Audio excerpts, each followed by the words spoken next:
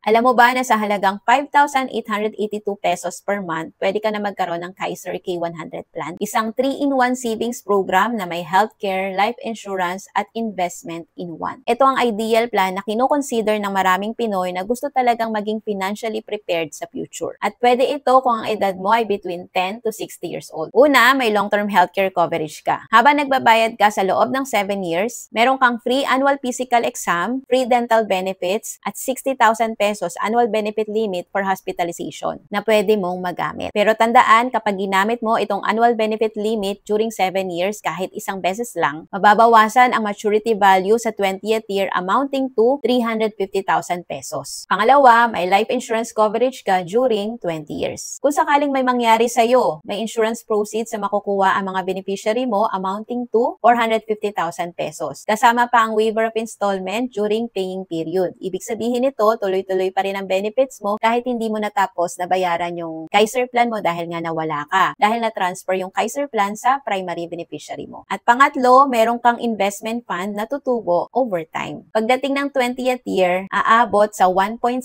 million pesos plus ang projected maturity value ng Kaiser mo. Depende sa performance ng investment mo sa Kaiser. Kaya kung gusto mo ng mas malaking protection at mas malaking savings para sa future, ang K100 plan ang pinakasulit na piliin mo na plan basta kaya ng budget. If you want to know more, comment #Kaiser below para masend ko yung video explanation sa inbox mo. Let our early libre kayang-kaya basta may tamang gabay.